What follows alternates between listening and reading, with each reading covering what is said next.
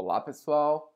Sejam bem-vindos a mais uma aula do nosso curso de Química Inorgânica.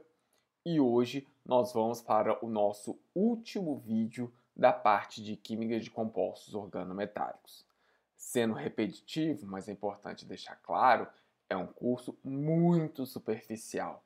É apenas para vocês terem uma ideia muito básica de como que funcionam como funciona a química desses compostos, que é tão importante. Para quem tiver mais interesse, temos cursos específicos com 60 horas de duração para a discussão da química desses compostos. Mas aqui, por enquanto, é apenas tudo muito superficial. Bom, na nossa última aula, nós discutimos dois ligantes que são bastante importantes dentro da química de organometálicos. O primeiro deles que nós discutimos é a carbonila. A carbonila, como nós vimos, ela se liga ao centro metálico através de uma doação π, através do par de elétrons HOMO, que está principalmente concentrado sobre o átomo de carbono, e ele recebe densidade eletrônica no orbital π antiligante da carbonila, ligando ao metal dessa forma. Na carbonila, a ligação mais importante acaba sendo a transferência de elétrons do metal para o carbono através da ligação π. Tanto que a carbonila é um dos poucos ligantes, o principal, que vai conseguir ligar a metal em baixo estado de oxidação. Ela não é um doador sigma muito forte. Isso diferencia ela, por exemplo, do isoeletrônico dela, que é o cianeto. O cianeto já é um doador sigma mais forte e um π receptor mais fraco. Por consequência, cianeto não se liga bem a metais com estado de oxidação baixo. E nós também discutimos no nosso último vídeo um ligante que, na minha opinião, é o mais chato da química de organometálicos, que é o NO. Porque o NO ele pode se ligar ao centro metálico de forma linear, como está nesse caso aqui, ou ele pode se ligar de forma angular. De modo que quando ele se liga de forma angular, usando aquele modelo neutro de contagem de elétrons, ele é um doador de um elétron, ao passo que se ele tiver ligado de forma linear, usando o modelo neutro, ele vai ser um doador de 3 elétrons. Se você usar o modelo carregado para fazer a contagem de elétrons, o NO ele pode ser NO-, que é quando você considera ele na forma angular, ou ele pode ser NO+, quando ele está na forma linear. Então ele tem as peculiaridades dele, na contagem de elétrons você tem que ficar um pouco esperto, por isso que eu acho ele um ligante chato de trabalhar. Mas aparece muito também na química de organometálicos, a gente precisa trabalhar com eles. Bom, para terminar esse curso, nós ainda vamos falar um pouquinho hoje do hidrogênio, que é um ligante, fosfinas, que provavelmente são os ligantes mais versáteis utilizados na química de organometálicos, e o eteno, que é um exemplo que eu vou dar para ligação envolvendo os elétrons em orbitais πs, que vai ser muito parecido depois com o ciclo pentadienila, etc. Então, o hidrogênio ele pode se ligar a centros metálicos de duas formas. Ele pode ser o átomo de hidrogênio mesmo, que na verdade vai ser o íon hidreto, né, que você vai precisar considerar se você estiver trabalhando no modelo carregado, ou pode se ligar à molécula de H2. A química, né, de organometálicos envolvendo o ligante hidrogênio, ou H2, ela demorou muito, em comparação com os demais, a ser descoberta. E um dos motivos, né, é porque o hidrogênio ele é invisível na difração de raio-x. Ele não aparece, né, ele não é um espalhador bom, ele só tem um elétron. Então, demorou bastante tempo para entender que o hidrogênio poderia sim atuar como ligante em compostos organometálicos. Se for o hidrogênio ou o íon hidreto, né, ele atua apenas como um doador sigma. Né? Você vai ter um par de elétrons e ele atua doando. É um ligante forte, porque ele vai ser um doador sigma muito forte. Já a molécula de H2, ela é um doador sigma, quer dizer, ela pode doar os elétrons que estão na ligação sigma,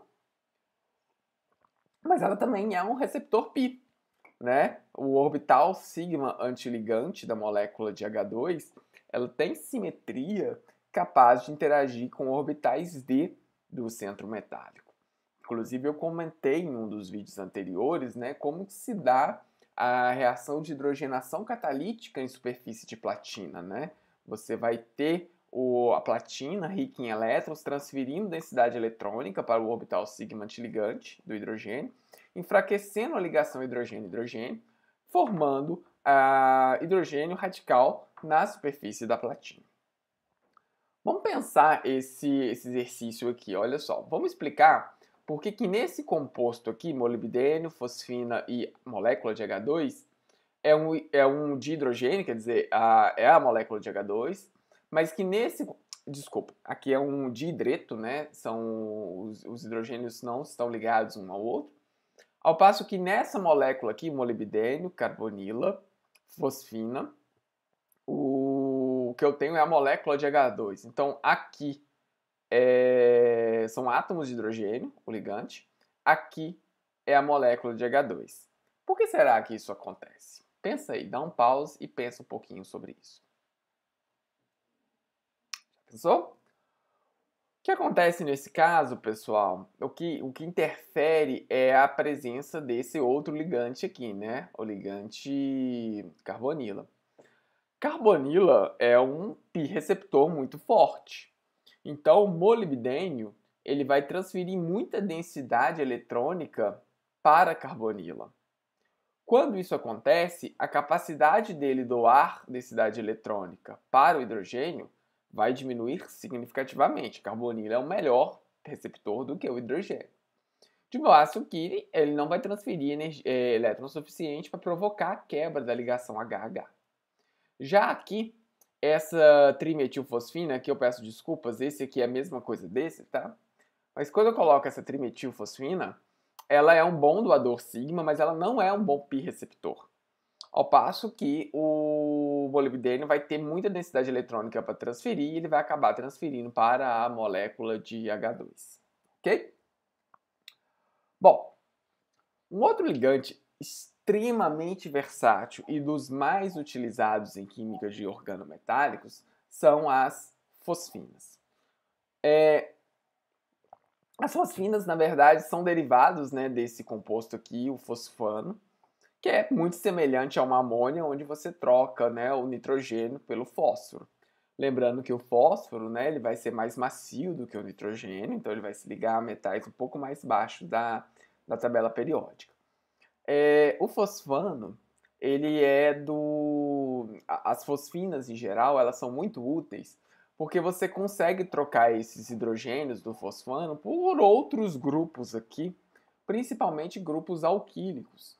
E aí você vai conseguir ajustar as propriedades da fosfina de forma relativamente muito simples. E as fosfinas, elas vão ser capazes de alterar o estado eletrônico do seu complexo. Então, é por isso que elas são muito versáteis. Você, entre aspas, aí, consegue ajustar muito bem as propriedades do seu centro metálico quando você escolhe a fosfina adequada. Bom, é muito comum que as fosfinas sejam ligantes terminais, quer dizer, elas aparecem, né, no final do complexo, mas ela também existem situações onde você tem as fosfinas em ponte. Não é tão comum assim, mas existem essas situações. O mais comum mesmo é elas serem usadas como fosfinas terminais. Então, gente, as fosfinas, elas vão ter duas propriedades. Elas vão ser doadores sigma e elas vão ser receptores pi. Elas atuam como receptores pi não usando um orbital antiligante, não usando um orbital pi, mas usando um orbital sigma antiligante. Ou às vezes até um orbital d, vai depender um pouco do seu centro metálico e da fosfina. E o mais interessante é que você consegue ajustar a capacidade dela ser uma sigma doadora e a capacidade dela ser uma pi receptora, trocando, mudando aqueles grupos R, quando você faz a preparação da sua fosfina. Então você ajusta isso. Então, aqui eu trago para vocês alguns exemplos só para vocês terem uma ideia, né? Aqui você tem a ligação sigma, que acontece na sua fosfina. Essa ligação sigma vai envolver o orbital HOMO da fosfina, que é aquele par de elétrons, né? Vai estar aquele par de elétrons não ligante. E você tem um orbital sigma antiligante aqui da fosfina, que vai conseguir interagir com orbitais D do seu centro metálico para fazer a ligação π. Então, o que acontece? Se você tiver grupos R muito eletronegativos, o orbital HOMO, que é esses orbitais que estão aqui, eles vão ficar mais baixos em energia. Se eles ficarem mais baixos em energia, a capacidade desse par de elétrons ser doado vai diminuindo. Você pode pensar com base na química de ácidos e bases, né? Se você tem grupos muito eletronegativos aqui, ele atrai a densidade eletrônica para eles, de modo que o par de elétrons fica menos disponível para doação. Do ponto de vista eletrônico, é isso que acontece. Então, se você tiver um grupo R aqui muito eletronegativo, ela vai ser um sigma doador mais fraco. Por outro lado, o grupo R aqui vai fazer com que o orbital sigma antiligante diminua em energia, de modo que ela vai ser uma π receptora melhor.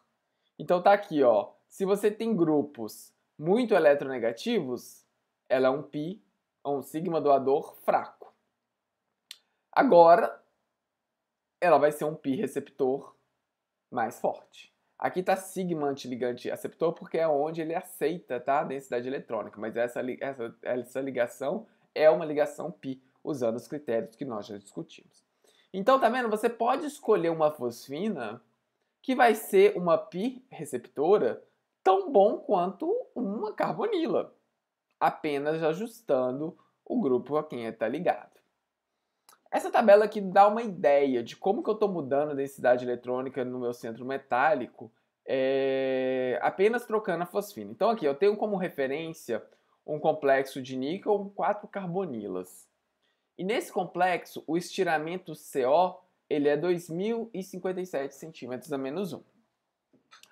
Agora, eu estou trocando uma carbonila, eu mantenho as outras 3, mas eu estou trocando uma carbonila por fosfinas.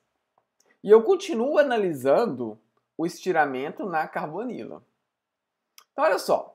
Quando eu troco uma carbonila por uma fosfina, onde o grupo R é o grupo terc-butila, não muda basicamente nada o estiramento da ligação CO.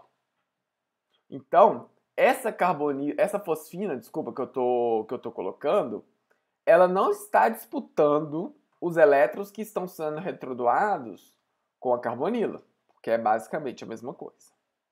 No entanto, quando eu coloco fosfinas com grupos mais eletronegativos, olha o que está acontecendo com o estiramento da ligação CO. Ele está aumentando. Se ele está aumentando, significa que a ligação CO, nesses casos aqui, ela está ficando cada vez mais forte. Se ela está ficando mais forte, é porque menos retrodoação do níquel para a carbonila está acontecendo. E para onde está indo essa retrodoação? Está indo para o meu grupo fosfina.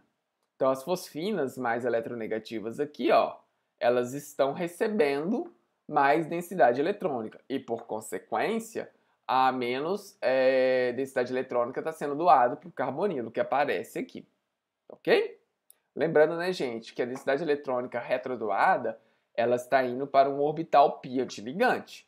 E no orbital π antiligante, a ligação CO tende a ficar mais fraca. Por isso que o estiramento deveria diminuir se tivesse mais retrodoação. Um outro ponto interessante é que eu consigo controlar nas fosfinas o tamanho dela.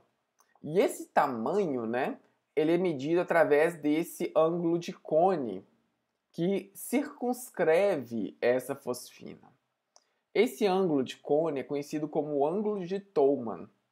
E aí é interessante que vocês podem ver, vocês têm fosfinas aqui com ângulo baixo, 107, mas você tem fosfinas que tem ângulo de 212. Então observe, eu consigo fazer com que minha fosfina fique mais fechada, fique mais aberta, trocando os ligantes. Então eu consigo trocar a parte eletrônica da fosfina, fazer ela uma sigma doadora melhor ou uma pi receptora melhor, e eu também consigo trocar o tamanho dessa minha fosfina. Se você está pensando em termos de aplicação em catálise, isso é muito interessante, porque um dos critérios que você quer na catálise é que a sua catálise seja seletiva, quer dizer, ela reaja com um substrato específico, não que o seu catalisador seja promíscuo e saia reagindo com todo mundo. Esse termo promíscuo é correto, tá, gente? É isso mesmo. Mas é isso que você quer. Então, você consegue, por exemplo, fazer uma seleção por tamanho, controlando a fosfina que você vai utilizar. Então, essa tabela é muito interessante, porque olha só, você tem fosfinas que tem a propriedade eletrônica que você quiser e do tamanho que você quiser.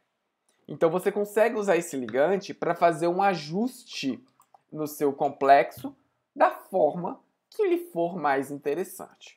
Então, quem trabalha com organometálicos pensando em catálise, usa muito fosfina. Geralmente a fosfina é o ligante auxiliar. Você tem um outro ligante, mas a fosfina é um ligante auxiliar que vai te permitir fazer esse controle das propriedades que você deseja. O último ligante que eu vou discutir com vocês nessa série, poderia ficar aqui um semestre discutindo ligante por ligante, mas o último que eu vou trabalhar com vocês é o etileno, né, o eteno, que é um ligante que pode ser muito útil, né? E que dá uma ideia boa de como funciona a ligação de um composto insaturado com os meus centros metálicos. Então, aqui eu tenho os diagramas, né, de orbitais moleculares, e dá para vocês terem uma ideia de como são os orbitais HOMO, que é esse aqui, e o orbital LUMO, do meu composto insaturado, meu eteno. Então, olha só, eu tenho uma densidade eletrônica que está concentrada sobre esse plano aqui. E eu tenho um orbital pi antiligante que também está aqui, mais ou menos na mesma direção, que pode participar da ligação. Então, a ligação do eteno, a ligação sigma do eteno, ela envolve os orbitais, os elétrons que estão no orbital pi. Lembra que para definir a simetria da ligação, eu tenho que olhar esse eixo aqui, né, que seria o eixo da ligação. Então, aqui ela seria uma ligação sigma, mesmo envolvendo os elétrons que estão em orbitais π. Então eu tenho uma ligação sigma aqui, uma doação, mas eu também tenho uma π recepção, né? Olha só. O metal é capaz de interagir com o orbital π antiligante do eteno, doando densidade eletrônica para ele. Claro que quando acontece a coordenação do eteno, devido à retrodoação, essa ligação aqui vai ficar ligeiramente mais alongada. Como esses elétrons aqui, eles têm um volume muito grande, né? É um orbital muito grande que envolve os dois átomos de carbono. Esses orbitais π são orbitais relativamente macios. Então você consegue fazer uma ligação com centros metálicos bem macios.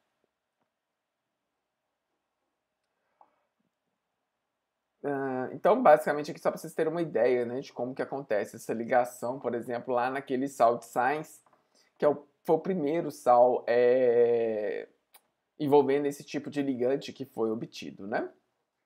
Bom, como eu comentei, você tem essa coordenação aqui, a ligação ela aumenta ligeiramente. Então, por exemplo, no sal de sais, ela vai aumentar de 133, que é o caso do eteno livre, para 137. E você tem essa deformação, né? Esse ângulo aqui ele vai ser ligeiramente aumentado, porque ao enfraquecer essa ligação aqui, você, entre aspas, está mudando um pouco a hibridação desse átomo de carbono, né? Ele está deixando de ser um sp2 típico. E isso aí vai fazer com que esse ângulo acabe aumentando um pouco. Dependendo do nível de retrodoação, você pode chegar, né, a praticamente quebrar essa ligação aqui e formar, né, um ciclo desse tipo aqui, uma ciclometalação é o que a gente chama nesse caso. Tá ok? Deu para ter uma ideia básica de como funciona basicamente esses ligantes, que são ligantes importantes da química de organometálicos? Como eu comentei, você pode expandir isso aí para um monte de ligantes diferentes. Mas aí é para quem tiver um interesse um pouco mais aprofundado desse assunto. Não é o nosso objetivo aqui. Espero que vocês tenham gostado desse vídeo. Se tiver gostado, faça um joinha para a tela. Um forte abraço para vocês. Fiquem bem e a gente se encontra em breve no próximo vídeo. Tchau para vocês, gente.